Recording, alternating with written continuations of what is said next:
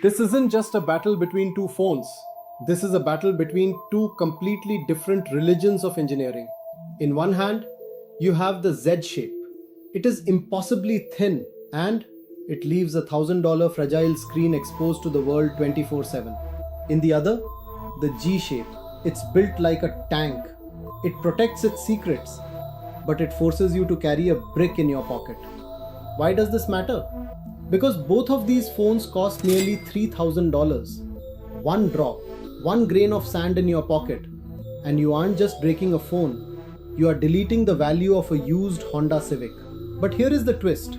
While everyone else is arguing about which one looks cooler, I found a fatal flaw in the Samsung software that nobody is talking about, and a hidden genius in the Huawei design that might actually make the risk worth it. I spent the last 50 hours analyzing every frame of Korean and Chinese footage, translating engineering schematics, and verifying every single spec, so I can tell you the truth that the sponsored reviews won't.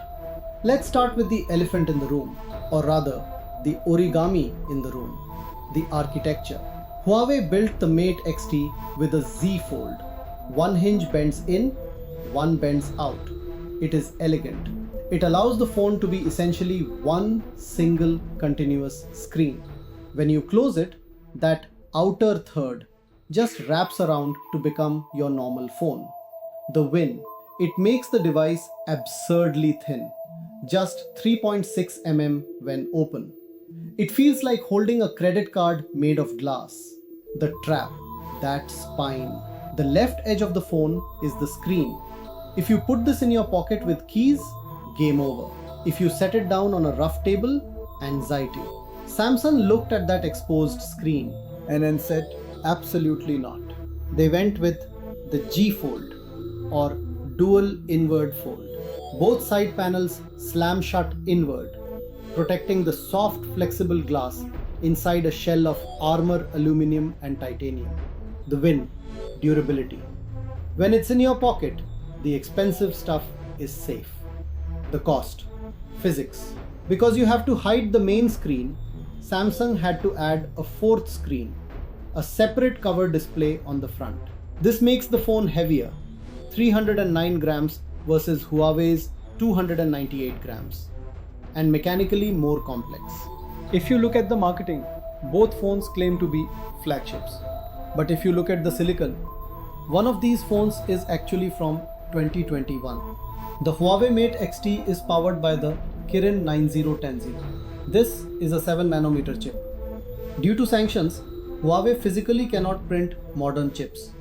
It performs roughly like a Snapdragon 888, a chip we saw 5 years ago. It runs hot and it chugs battery.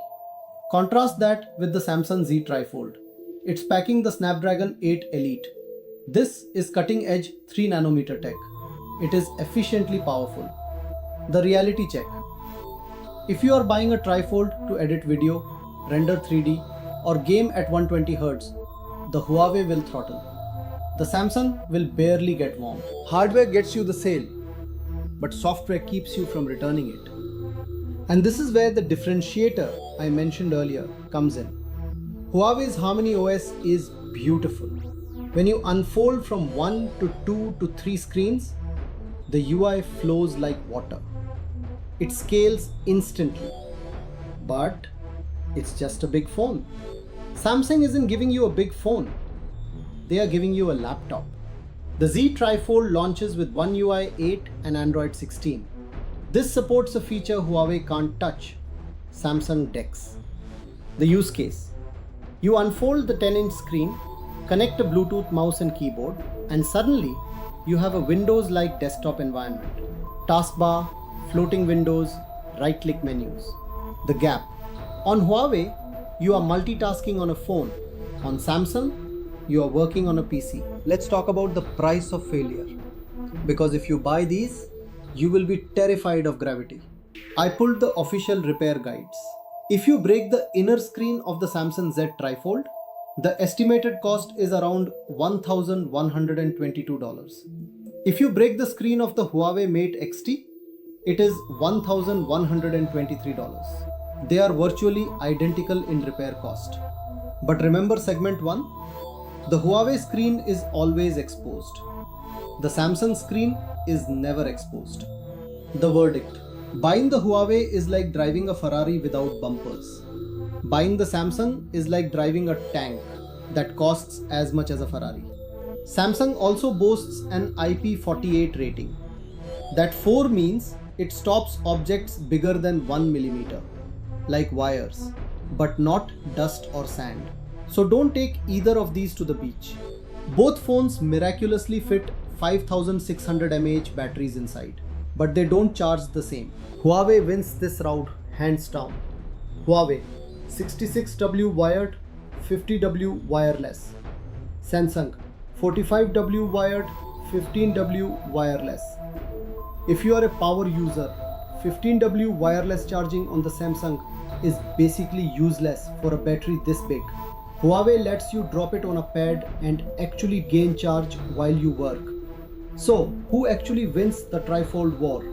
If you want a piece of art that turns heads and feels impossibly futuristic, you import the Huawei. But if you actually have work to do, if you need Google apps, reliable durability, and a chip that won't melt, the Samsung Galaxy Z TriFold is the only logical choice. But here is the scary part. Once you use a 10-inch screen in your pocket, going back to a normal phone feels like looking through a keyhole. And if you think this tech is wild, wait until you see what Apple is secretly patenting to kill both of them. Subscribe for more.